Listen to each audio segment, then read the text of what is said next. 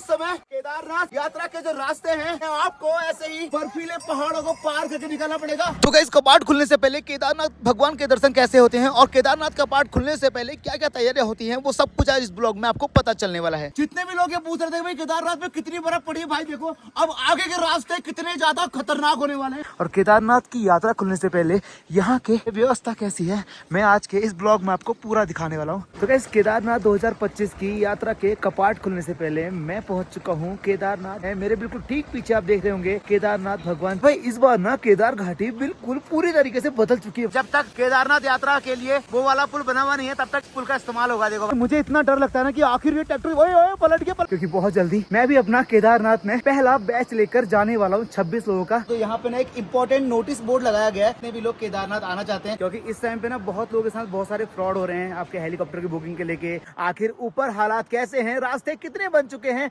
कितनी सारी बर्फ पड़ी है रास्ते में, वो सब कुछ आज के इस ब्लॉग में आपको पता चलने वाला है।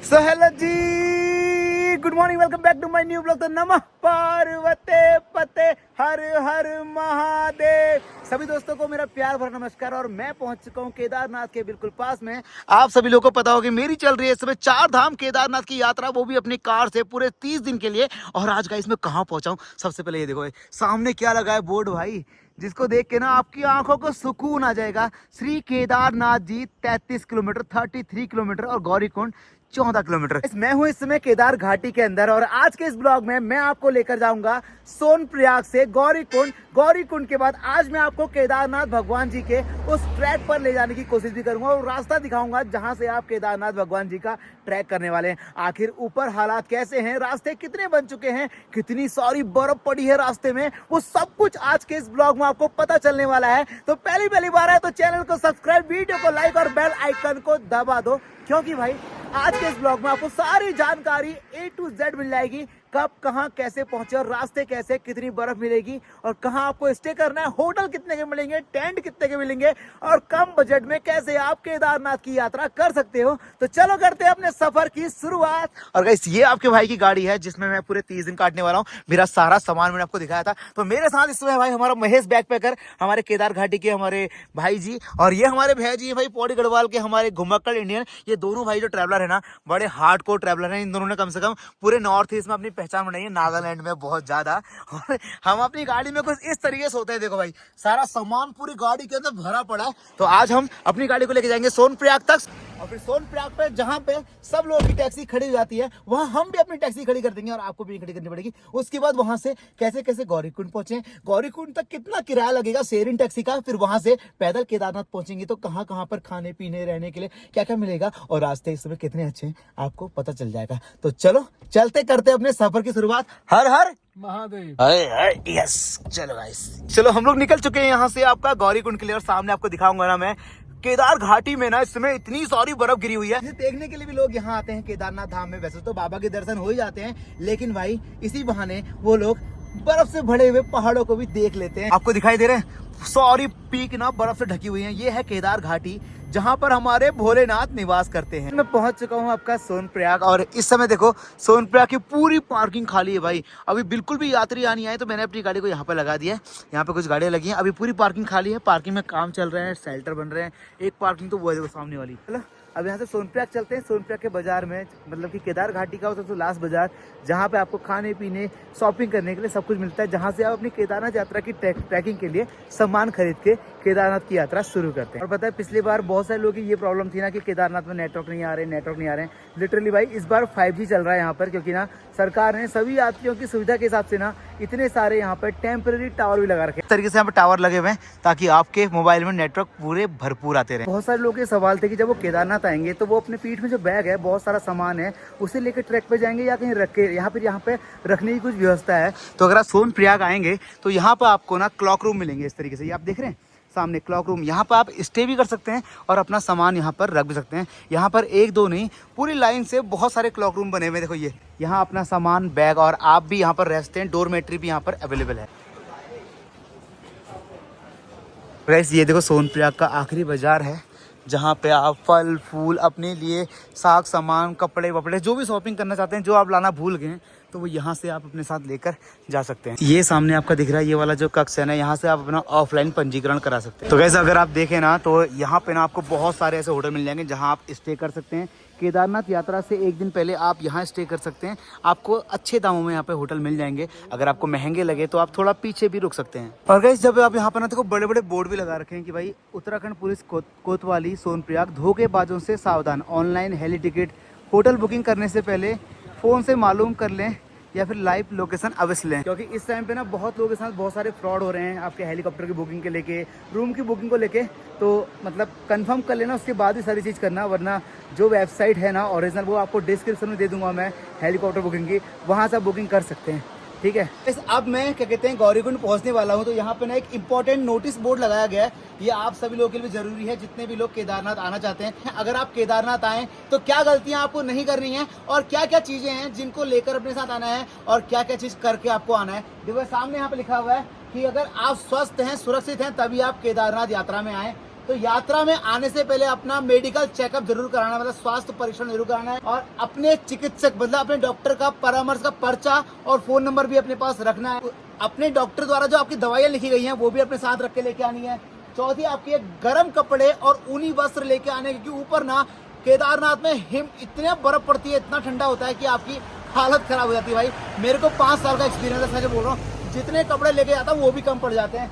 और आपके पांचवा, आपका यात्रा के दौरान जब आप केदारनाथ की यात्रा करेंगे तब आपको पानी पीते रहना है, साफ साफ लिखा गया है। और धूम्रपान और मादक पदार्थों का सेवन तो बिल्कुल भी नहीं करना है, क्योंकि ऊपर ऑक्सीजन लेवल वैसे इतना कम है जिससे आपका कहते हैं सांस लेने में तकलीफ होती है। जिनको हार्ट की प्रॉब्लम है, हृदय की रोग है और आपका मधुमेह है और आपका सांस लेने में ऐसे बहुत तकलीफ है, उन लोगों को ये यात्रा नहीं करनी चाहिए, वरना ऊपर सांस लेने में वैसे ही बहुत ज़्यादा तकलीफ होती है। अगर आपको ये इन्फॉर्मेशन सही लगी तो पहले तो ना वीडियो को लाइक करना, आपका कोई दोस्त अगर केदारनाथ आ रहा होगा ना उसके वीडियो शेयर भी कर देना, ठीक है, ताकि उसकी हेल्प हो जाए, कहीं वो इन सब चीज़ों से दिक्कत ना हो जाए।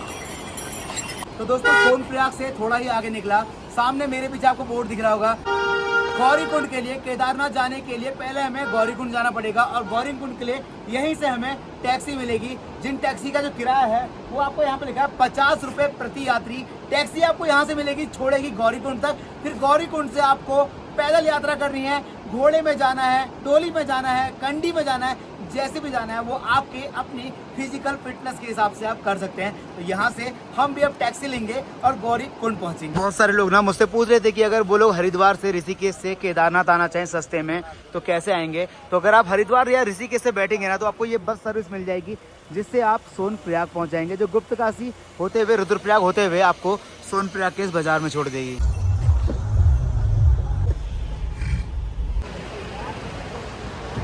तो भैया टैक्सी वाले भैया ने मेरे को छोड़ दिया है गौरीकुंड। देखो भाई इस टाइम पे ना केदारनाथ में भाई सामान ढोने का काम चल रहा है, मतलब कि आप यात्री लोग सब ऊपर केदारनाथ पहुंचे हैं और ऊपर खाने पीने की पूरी व्यवस्था हो, उसके लिए यहाँ पे देखो इस समय सामान ढुलाई चल रही है। इनको ना ये सारा सामान यहाँ से घोड़े पे और कुछ नेपाली लोग अपनी पीठ पर लगकर यहाँ से ना केदारनाथ तक लेके जाते हैं। इसलिए भाई केदारनाथ में अगर 20 रुपए की पानी की बोतल 50 रुपए की मिलती भी है ना तो उसकी वजह ये सब चीजें होती हैं। तो गाइस ये है भैया गौरीकुंड का छोटा सा बाजार, जहाँ पे ना बहुत सारे होटल खुल चुके हैं।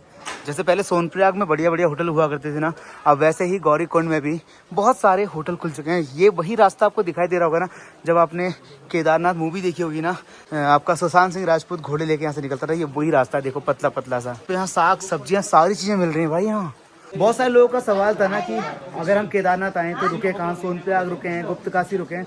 अगर आप गौरीकुंड तक भी पहुंच जाते हैं तो गौरीकुंड में भी आपको बहुत सारे होम स्टे मिल जाएंगे रहने के लिए अच्छे खासे प्राइस में, कोई दिक्कत वाली बात नहीं है। तो गाइस जैसे ही आप गौरीकुंड से थोड़ा ही ऊपर आएंगे आपको बड़े बड़े शेल्टर दिखाई देंगे। ये है आपका तप्त कुंड। पिछले बार की आपदा में काफ़ी यहाँ पे नुकसान हुआ था, लेकिन ऐसे ही कुछ शेल्टर और बन जाएंगे जिसमें महिलाओं का पुरुषों का अलग अलग कुंड होगा जहाँ वो स्नान करेंगे। तो गाइस मैं पहुँच चुका हूँ घोड़ा पड़ाव पे। गौरीकुंड से ज़्यादा नहीं, मात्र 1 किलोमीटर के ऊपर आया घोड़ा पड़ाव, जहाँ से लोग अपना घोड़ा लेके केदारनाथ ट्रैक पर निकलते हैं और यहाँ से आपको घोड़े मिल जाएंगे। और इस बार ना यहाँ पर कुछ नोटिस भी लगा हुआ है, किसी घोड़े को मारना मना है, ज़्यादा भार लादना मना है, मतलब विकलांग घोड़ों के ऊपर मतलब सामान लादना मना है। बहुत सारी चीज़ें यहाँ पे लिखी गई हैं, क्योंकि बीते वर्ष में ना घोड़ों के ऊपर बहुत अत्याचार भी हुआ था, जिसके चलते ये बोर्ड यहाँ पर लगा दिया गया है। तो भाई जी लोग 1.5 किलोमीटर सफर करने के बाद पहुंच चुका हूँ उस गेट पे जहाँ से केदारनाथ यात्रा का हार्डेस्ट ट्रैक शुरू होगा। अभी यहाँ तक तो ना भाई आपको बहुत सारी चीजें मिल जाएंगी, लेकिन यहाँ के बाद ना आपको 1-2 किलोमीटर के बाद ही कुछ खाने पीने को मिलेगा, लेकिन अभी तो वो सब भी बंद रहेगा भाई। अभी चलते हैं, इस टाइम पर आगे व्यवस्था क्या वो देख के आते हैं। और कैसे अगर आप केदारनाथ का ट्रैक कर रहे हैं तो आप ना शौचालय को लेके मतलब कि बाथरूम टॉयलेट को लेके परेशान मत होना। इस बार गवर्नमेंट ने नीट एंड क्लीन बाथरूम बनाए हैं सबके लिए, मतलब हर 500 मीटर 1 किलोमीटर के अंदर में बहुत बढ़िया बाथरूम बने हुए हैं। तो ना यहाँ के टॉयलेट दिखाता हूँ भाई, बिल्कुल नीट एंड क्लीन है। बहुत सारे लोग कहते हैं, कंप्लेंट करते हैं ना कि गंदे टॉयलेट दिए। भाई साहब देख रहे हो सरकार ने कितना पैसा लगा के बना रखे हैं। क्लीन है, बढ़िया है, कोई दिक्कत वाली बात नहीं है। अगर आप आए तो बेचिंता आप यहाँ पर इनका इस्तेमाल कर सकते हैं। तो कहने का मतलब है कि जितने लोगों ने भी मन बनाया है ना केदारनाथ आने का, तो किसी भी वजह से कैंसिल नहीं करने का केदारनाथ आने का। बाकी अगर आपको कुछ और डीप जानकारी चाहिए है तो मुझे आप कमेंट सेक्शन में लिख सकते हैं। मैं आपको एक बढ़िया सी आइटनरी बना के भेज सकता हूँ, क्योंकि बहुत जल्दी मैं भी अपना केदारनाथ में पहला बैच लेकर जाने वाला हूँ 26 लोगों का। इसलिए मैं उसी तैयारी के लिए अभी कपाट खुलने से पहले केदारनाथ के इस ट्रैक पे जा रहा हूँ। गाइस 3 किलोमीटर का ट्रैक हो चुका है कंप्लीट, और अभी ट्रैक बिल्कुल सुनसान है, बिल्कुल कुछ भी नहीं है ट्रैक पे, क्योंकि अभी यात्रा चालू हुई नहीं है। ट्रैक करते करते थकोगे और आपको पानी की प्यास लगेगी, तो सरकार द्वारा आप सभी लोगों के लिए पानी की व्यवस्था भी करी है। हर 500-600 मीटर पे प्याऊ लगे हुए हैं कि आपको पानी की बोतल खरीदना पड़े, पानी यहाँ से भर सकते हो। तो गाइस जब यात्रा 6 महीने बंद रहती है ना, तब सारे दुकानदार अपनी अपनी दुकानों को समेट के यहाँ से घर चले जाते हैं। लेकिन जब यात्रा खुलने का समय आता है तो हफ्ता 10 दिन पहले सारे दुकानदार अपनी अपनी दुकानें बनाना शुरू करते हैं। मेरे पीछे आप देख रहे होंगे इस तरीके से एक नई दुकान है बन चुकी है। सबसे पहली दुकान मुझे मिली है, यहाँ पे चाय मिलेगी तो ठीक है, मजा आ जाएगा। इधर भाई साहब अपनी दुकान बना रहे, देखो अभी अगले यात्रा शुरू होने तक ये दुकान बन के प्रॉपर रेडी हो जाएगी। और इधर तो भाई दुकान बन चुकी है, पानी वानी सब कुछ आपके लिए पर्याप्त मात्रा में उपलब्ध है भाई। और हमारे दोनों यात्री यहाँ बैठ चुके हैं। हर हर महादेव। थक गए क्या? तो गाइस पहला हमने स्टॉप ले लिया है, और ये एकमात्र दुकान है अभी इस पूरे केदारनाथ ट्रैक पे। भैया ने हमको बोला कि भाई आगे ना अभी ऊपर केदारनाथ तक कोई दुकान नहीं बनी हुई है, तक अभी यात्रा नहीं चली है, तो भाई आपको चाय भी पी लो, कुछ खा पी लो। तो हम सब लोग ने मिलकर प्लान किया कि भाई भैया को बोला हमारे लिए चावल भात दाल कुछ बना दो ताकि हम खा लें। क्यों भाई, वरना भाई ना हमको भूखे जाना पड़ेगा केदारनाथ पे, क्योंकि अभी तो ना केदारनाथ के कपाट भी नहीं खुले। मैं तो सिर्फ आपके लिए जा रहा हूँ, क्या क्या रास्ते कैसे कितने खूबसूरत है और क्या क्या व्यवस्था है, किस तरीके से आप केदारनाथ पहुंचेंगे, ताकि आप भी जल्दी केदारनाथ आए। लेकिन जब तक आप आएंगे ना तब तक तो भाई साहब पूरे रास्ते में इतनी सारी दुकानें खुल जाएंगी ना, पराठे चावल आपका सैंडविच सब कुछ आपको मिलेगा रास्ते में खाने पीने के लिए। अभी क्या कहते हैं 4-5 दिन और हैं डोली यात्रा को, तो अभी यहाँ पे कुछ खुला हुआ नहीं है फिलहाल। चलो हम चाय से ही संतोष करते हैं। तो हमारे लिए बनी है लेमन टी। अच्छा मुझे एक बात सच्चे से दिल से बताना, कितने लोगों का सपना है केदारनाथ आने का? मैं जब पहली बार आया था ना, मैं सच में उससे पहले कितना सोचता था केदारनाथ की, कभी पहुंच नहीं पाता था। क्या आपके साथ भी ऐसा होता है कि आप चाहते तो हो केदारनाथ आना, लेकिन केदारनाथ आ नहीं पाते हो? भैया जी हमारे केदार घाटी वाले भैया जी ने हमारे लिए बढ़िया वाला दाल भात बना दिया है। पहले मैं इसको दाल चावल बोलता था, भैया बोले थे चावल नहीं भात बोलते हैं। क्यों भैया? पहाड़ी में भात बोलते, चावल तो कच्चा होता है हमारी पहाड़ी में। हाँ। पूरे आप कहाँ से ब्लॉग देख रहे हो, पहले ये बताओ, आपके हम भात बोलते हैं चावल बोलते हैं? पक्का बताना, हमारे वहाँ तो भात बोलते हैं। तो गाइस चलो अपना दाल भात आ गया, फटाफट से अपना दाल भात खाते हैं। और गाइस हाथ से खाना खाने का मजा ना कुछ अलग ही है।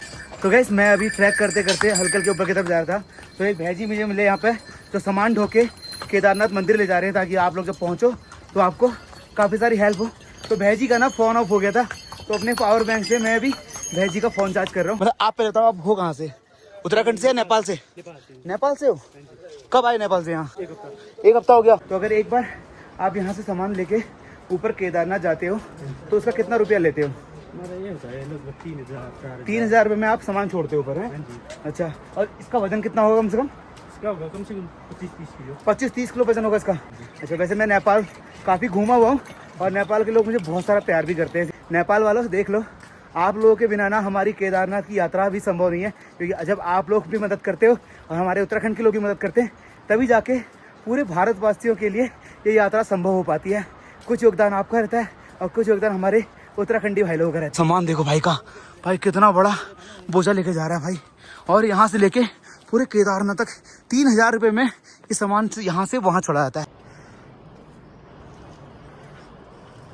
तो गैस अभी ना ट्रैक पे बहुत सारे ऐसे काम हो रहे हैं, ये शेल्टर बन रहे हैं। अगर बारिश आ जाए तो लोग कहाँ खड़े होंगे, तो इस तरीके से 3 सेट बनाए जा रहे हैं जिनको इस पूरे ट्रैक पे कम से कम हर 100-200 मीटर के अंदर एक एक शेल्टर तैयार किया जा रहा है ताकि लोग बारिश आए तो वो इनके नीचे खड़े हो जाए। मैं 5 किलोमीटर आ गया हूँ और यहाँ के मैंने क्या चीज़ देखूँ भाई, ये वाला जो आपको दिख रहा है एरिया, अगर आप पहले कभी कोई केदारनाथ आएगा उसको पता होगा यहाँ पे कितना ज़्यादा लैंडस्लाइड और कितना झरने टाइप के पानी गिरते थे। इस बार पूरा बांध बना के तैयार कर दिया ताकि यात्रियों को ना बीच में कोई भी दिक्कत ना आए। भाई जी ऐसा नहीं है कि भैया केदारनाथ में सारा सामान ना नेपाल से जो लोग आते हैं वही पहुंचाते हैं। यहाँ पे ना भाई ट्रैक्टर भी चलते हैं, बुलडोजर भी चलते हैं, बहुत सारे जो रास्ते बनाते हैं ना, ये देखो भाई इस तरीके से केदारनाथ के रास्तों पे ना जहाँ पे भैया इंसान का चलना इतना मुश्किल हो जाता है भाई, वहाँ ट्रैक्टर चल रहे हैं।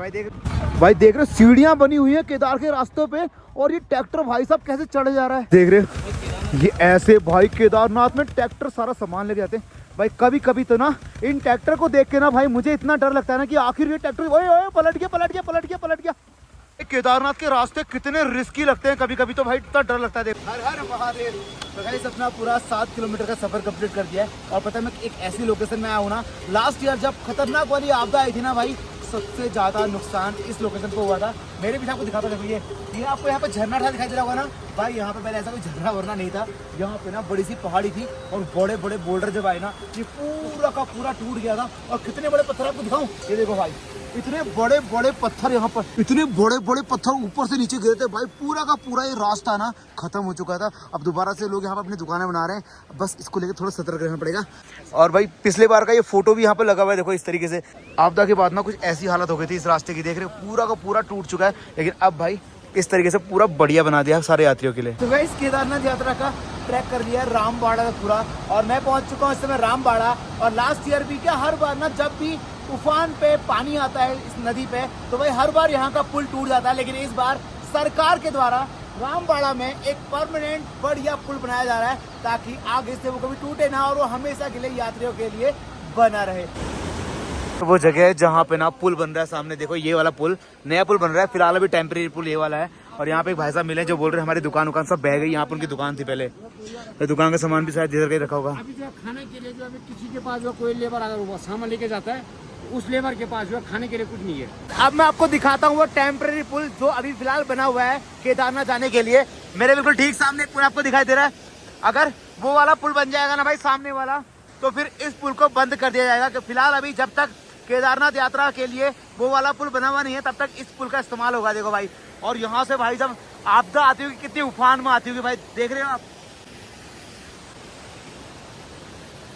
चलते चलते जैसे जैसे केदारनाथ मंदिर के पास पहुंचते जा रहे हो, रास्ते ना उतने ही ज्यादा टफ और कठिन होते जा रहे हैं। और भाई सामने देखो ये ग्लेशियर आ गया है, अब इस ग्लेशियर को पार करके जाना है केदारनाथ भाई। और मतलब पूरे रास्ते में बर्फ गिर गई है, पूरे भर चुका था, अभी बर्फ को काटा गया है ताकि लोग यहाँ से केदारनाथ का मतलब जैसे जैसे मैं केदारनाथ पहुंचने वाला हूँ ना, जितने भी लोग ये पूछ रहे थे भाई केदारनाथ में कितनी बर्फ पड़ी है, भाई देखो अब आगे के रास्ते कितने ज्यादा खतरनाक होने वाले हैं। आप यहाँ देखो भाई पूरा हिम ग्लेशियर है और भाई गवर्नमेंट ने ना पूरा काट के रास्ता बनाया है हम यात्रियों के लिए ताकि हम लोग अपनी केदारनाथ भगवान जी की यात्रा कर पाए। अगर सोचो ये पिघला नहीं होता, ये साफ नहीं किया होता तो यहाँ से जाना कितना ज्यादा मुश्किल होता है भाई। मतलब अगर आप केदारनाथ आ रहे हो ना तो आपको इन चीजों का ध्यान रखना भाई, आपको ऐसे बड़े बड़े हिम ग्लेशियरों से पार करके निकलना पड़ेगा। केदारनाथ आ रहे हैं तो आपको ऐसे बर्फीले पहाड़ों को पार करके निकलना पड़ेगा। आपको दोनों साइड सिर्फ और सिर्फ बर्फ मिलेगी भाई।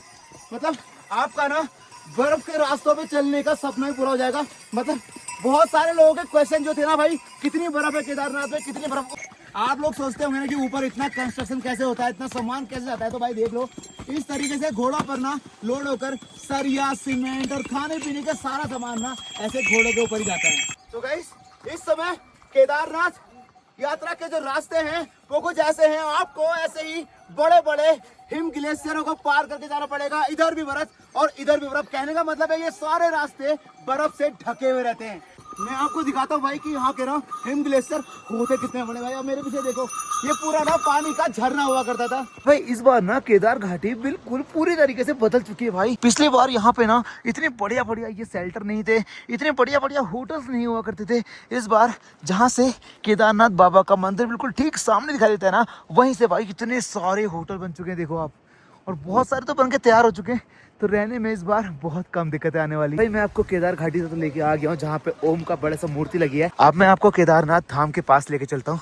और ये देखो भाई कपाट खुलने से पहले केदारनाथ धाम के प्यारे प्यारे से नज़ारे हैं। और सारी दुकानदारों के सामने आप देखेंगे ना, बहुत सारी बर्फ गिरी पड़ी है पूरी केदार घाटी में। और सामने देखो बाबा के दर्शन आपको कराता हूँ इस केदार घाटी से, बाबा केदारनाथ धाम के। ये देखो भाई, हम लोग पहुंच चुके हैं केदारनाथ के कपाट खुलने से पहले केदारनाथ धाम। तो गाइस केदारनाथ 2025 की यात्रा के कपाट खुलने से पहले मैं पहुंच चुका हूं केदारनाथ धाम में। मेरे बिल्कुल ठीक पीछे आप देख रहे होंगे केदारनाथ भगवान जी का वो पवित्र धाम, जहां पर लाखों श्रद्धालु आने के लिए केदारनाथ यात्रा के खुलने का इंतजार कर रहे हैं। और केदारनाथ की यात्रा खुलने से पहले यहाँ के नज़ारे, व्यवस्था कैसी है, मैं आज के इस ब्लॉग में आपको पूरा दिखाने वाला हूँ। सामने आप देखो भैया केदारनाथ भगवान जी का वो पवित्र धाम, पवित्र मंदिर, जहां 2 मई के बाद लाखों श्रद्धालु पहुंचने वाले। तो जी भैया जी, लोग आपके रोहित पहाड़ी केदारनाथ घाटी पहुंच चुके हैं। 2 तारीख को केदारनाथ के कपाट समस्त संसार के लिए खुलने वाले हैं, लेकिन आपके रोहित पहाड़ी अभी केदारनाथ के कपाट बंद हैं। और मैं पहुंच चुका हूँ केदारनाथ धाम में। टाइम पे आप देखेंगे ना केदारनाथ धाम में भैया बिल्कुल सुनसानी हो रही है भाई साहब। सारे दुकानदारों की दुकानें अभी बंद हैं बिल्कुल। अभी यहाँ पे बिल्कुल भी क्राउड नहीं, सारे वही लोग हैं जिनकी अपनी दुकानें हैं, जिनका यहाँ पे बिजनेस है। और सामने आप देखो भाई, ये है हमारे भोले बाबा का धाम, श्री केदारनाथ धाम। और भाई पीछे अगर आप देखेंगे ना, हिमालय के पर्वत की चट्टानें भाई। और गाइस ये है मेरे सामने केदारनाथ धाम कपाट खुलने से पहले इस समय केदारनाथ धाम में कैसा माहौल है, मौसम कैसा है, क्या क्या व्यवस्था यहाँ पे है, क्योंकि 2 तारीख को केदारनाथ जी के कपाट समस्त संसार के लिए खुल जाएंगे। तो जी जय श्री केदार। आज के ब्लॉग में इतना ही, कल मिलूंगा फिर आपसे नए ब्लॉग के साथ में। आज के ब्लॉग में मैंने आपको केदारनाथ के रास्ते दिखा दिए हैं, बीच में व्यवस्था दिखा दी है, खाने पीने रहने का बाथरूम टॉयलेट सब दिखा दिए। और इस समय जब केदारनाथ के कपाट बंद होते हैं, केदारनाथ के नज़ारे कैसे होते हैं, वो सब कुछ दिखा दिया है। कल के ब्लॉग में ना मैं आपको बहुत सारी और नई चीज़ें दिखाऊंगा, जैसे कि यहाँ पे होटल के रहने का, खाना कितना महंगा, होटल कितने महंगे, रास्ते कैसे हैं, और बहुत सारी यहाँ का मौसम का हाल, आए तो कैसे आए, जाए तो कैसे जाए, रहे तो कह रहे हैं, खाएं तो क्या खाएं, किस तरीके से दर्शन होंगे, आपका पंजीकरण कैसे होगा, हेलीकॉप्टर की बुकिंग कैसे करेंगे।